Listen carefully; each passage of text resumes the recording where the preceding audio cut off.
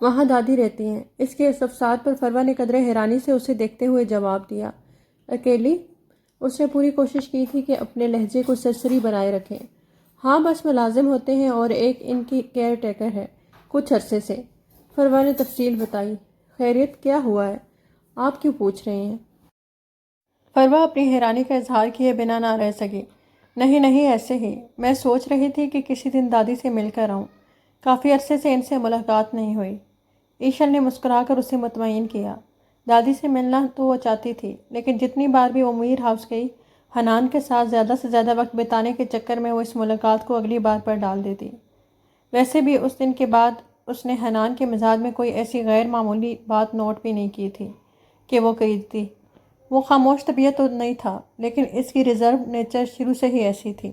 تعلقات میں فاصلہ رکھنے کا وہ ہمیشہ سے قائل تھا۔ سو ایشل مطمئن تھی، وہ اس کی ہونے جا رہی تھی، سو سارے تکلفات از خود ہی ختم ہو جاتے تھے۔ کچھ بھی تھا، وہ حنان کے اسی گریز کے سبب اس کی طرف مائل ہوئی تھی۔ اس کی مہم جو فطرت کے لیے حنان مجید ایک چیلنج تھا، اور چیلنجز کو پورا کرنا اس کی تھرلنگ فطرت کا خاصہ تھا۔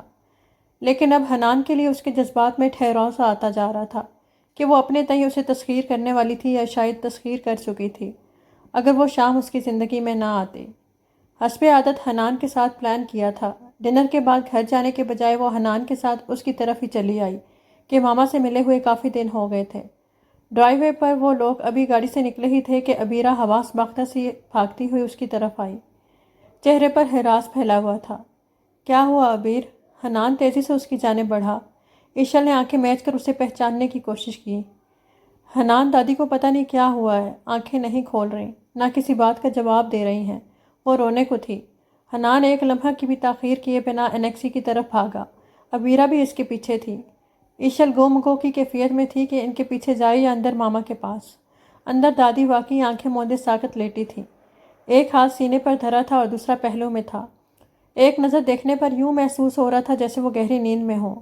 حنان نے ان کا چہرہ تھپ تھپایا، نبض چیک کی۔ ہلکی ہلکی نبض چل رہی تھی، لیکن بند آنکھوں کی پتلیوں میں ذرا سی بھی جنبش نہیں تھی۔ میں ہاسپٹل لے کر جاتا ہوں۔ اس نے وقت ضائع کیے بغیر دادی کے نحیف وجود کو بازوؤں میں اٹھایا اور تیزی سے گاڑی تک آیا تھا۔ میں بھی چلوں گی ساتھ۔ عبیرہ نے دادی کی چپلیں اٹھائیں۔ ہوش میں آئیں گی دادی تو ننگے پاؤں گھر تھوڑا ہی آئیں گی۔ وہ کسی بھی خدشے کو دل میں جگہ دینے کو تیار نہیں تھی۔ میں چلوں ساتھ؟ ایشل اس ساری بھاگ دوڑ میں کسی بھی قسم کی جذباتیت کے بغیر مشینی انداز میں ان کے ساتھ تھی۔ نہیں، تم رہنے دو، عبیر چل رہی ہے ساتھ۔ تم اندر جا کر ماما کو انفارم کر دو پلیز۔ گاڑی کی پچھلی سیٹ پر دادی کو لٹا کر اس نے ایشل کو ہدایت دیتے ہوئے ڈرائیونگ سیٹ سنبھالی تھی۔ عبیرہ دادی کا سر گود میں رکھے ان کے ساتھ پچھلی سیٹ پر تھی۔ ان کی گاڑی گیٹ سے نکلنے تک ایشل وہیں کھڑی ساری صورتحال کا تجزیہ کرتی رہی، پھر ماما کو بتا کر اپنے گھر چلی آئی۔ عبیرہ کی ساری دعائیں، سارے آنسو، حنان کے بڑے سے بڑے ڈاکٹر کو ایمرجنسی کال، کچھ بھی کام نہ آیا۔ دادی کے دل نے نہایت خاموشی سے اپنی دھڑکن ختم کر دی تھی۔ اس سے پہلے ماما، بہروز بھائی یا سمیر میں سے کوئی بھی ہاسپٹل پہنچتا، حنان دادی کے مردہ وجود کے ساتھ ایک زندہ لاش کو سنبھالے گھر واپس آ گیا تھا۔ انہونی ہو گئی تھی۔ وہ شاید ایک بار پھر بے صاحباں ہونے والی تھی۔ آنسو اس کی آنکھوں میں جم گئے تھے۔ پتھرائی ہوئی آنکھوں سے وہ دادی کے آخری سفر پر روانگی تک پھوپھو عائشہ اور فاطمہ کے ساتھ ان کے سرہانے بیٹھی رہی۔ کون آیا کون گیا اسے کچھ خبر نہ تھی۔ خبر تھی تو بس یہ کہ اس گھر میں اس کی موجودگی کا جواز ختم ہو گیا تھا۔ حنان خود بھی بہت دل گرفتہ تھا، لیکن اصل تشویش اسے عبیر کی حالت دیکھ کر ہو رہی تھی۔ ماما سے اس نے کہہ دیا تھا کہ اس جذباتی دھچکے سے نکلنے تک وہ وہیں انیکسی میں رہے گی۔ پھپھو نے رسمی طور پر بھی حنان کو نہیں کہا تھا کہ وہ اسے اپنے ساتھ لے کر جا سکتی ہیں۔ وہ حنان کو اس لڑکی کے معاملے میں اب کوئی بھی رعایت دینے پر تیار نہیں تھی۔ حنان کو خود سنبھالنا چاہیے سارے معاملے کو۔ دادی کی بار بار کی کہی بات کی وہ بھی قائل ہو گئی تھی۔ اور رہی ماما، انہوں نے فی الوقت کوئی اعتراض تو نہیں کیا تھا، لیکن بڑی بے دردی سے عبیرہ کی اس حالت کو اس کا ڈرامہ قرار دے دیا تھا۔ بقول ان کے ایسی بھی کیا جذباتی وابستگی کہ اس کا صدمہ ہی کم نہیں ہو رہا۔ ویسے یہ لڑکی ہے کون؟ سنان ماما کا اکلوتا بھانجا دادی کی آخری رسوم میں شرکت کے لیے دبئی سے آیا تھا اور آج کل وہیں مقیم تھا۔ تمہارے انکل کے دوست کی بیٹی ہے۔ باپ کے مرنے کے بعد کوئی والی وارث نہیں تھا تو حنان صاحب اپنی دادی کے ساتھ مل کر یہاں لے آئے۔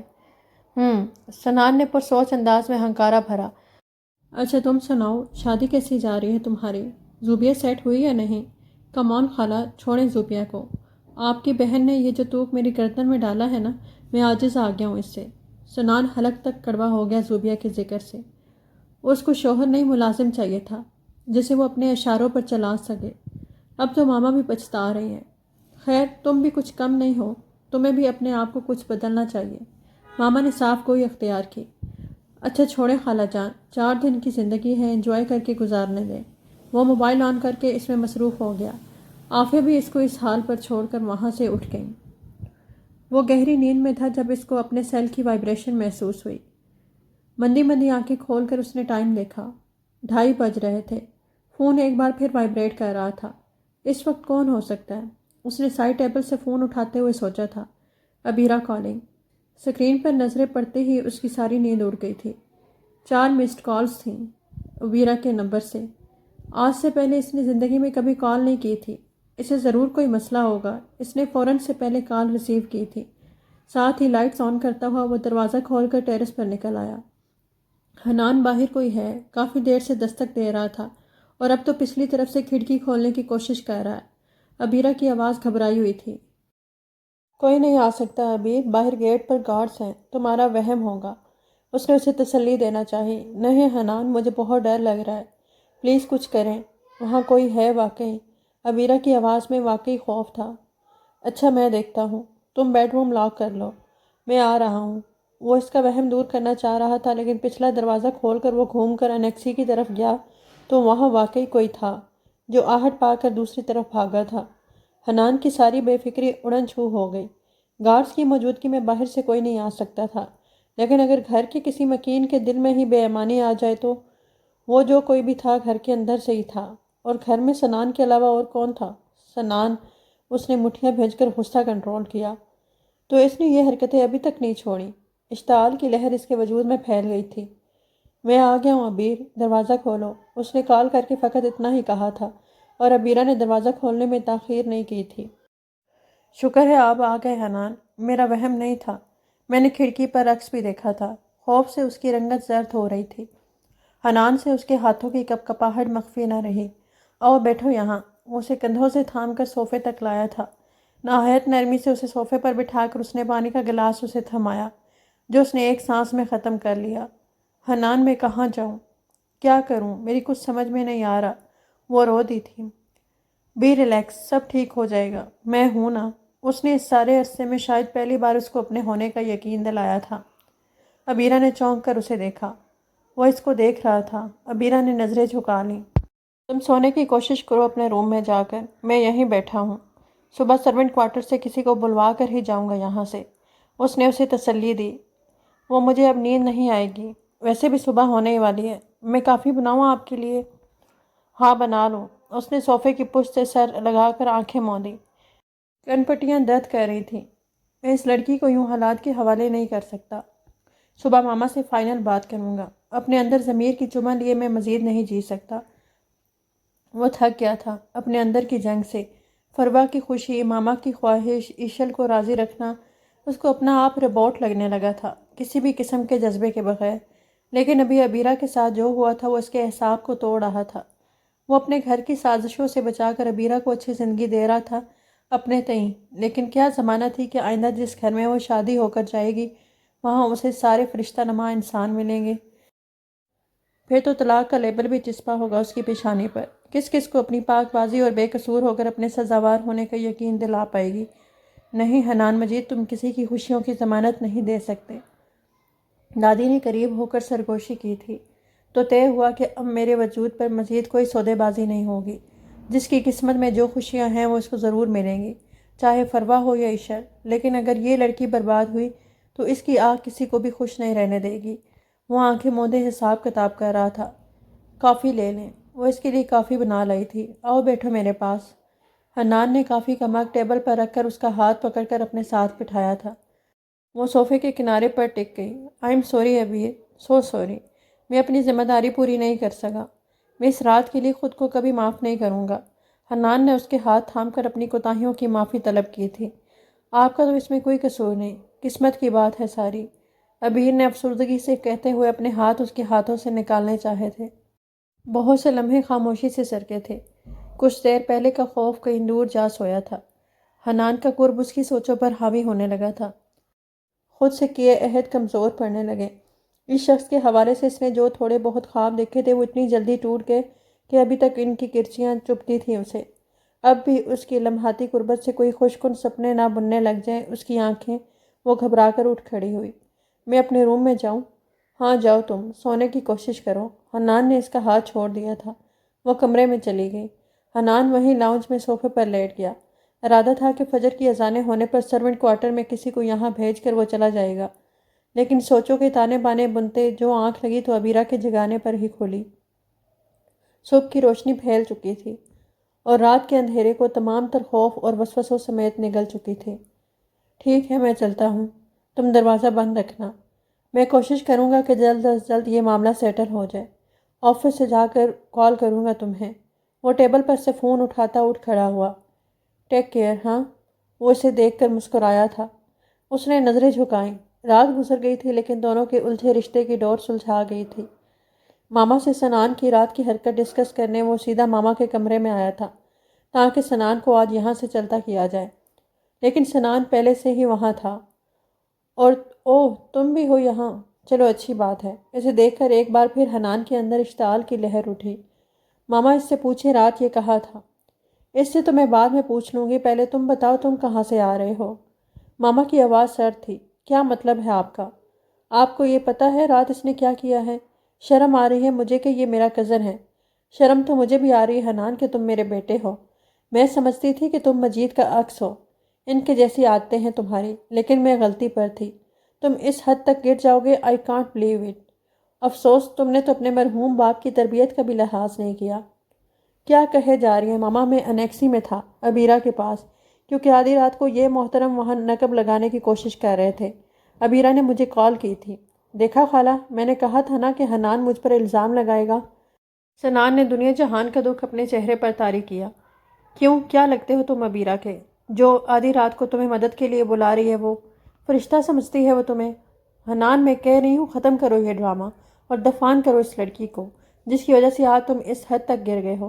وہ گرجی تھی۔ اسٹاپ اٹ ماما، بیوی ہے وہ میری، اس لیے کیا تھا اس نے مجھے فون۔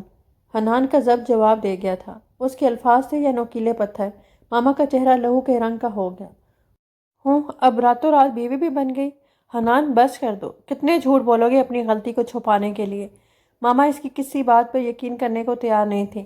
یہ سچ ہے ماما، بابا کی زندگی میں بابا کی خواہش پر کیا تھا میں نے یہ نکاح، لیکن اعتزاز انکل کی زندگی تک میں نے یہ رشتہ نبھانے کی اور اپنی ذمہ داری سمجھنے کی کبھی کوشش ہی نہیں کی تھی۔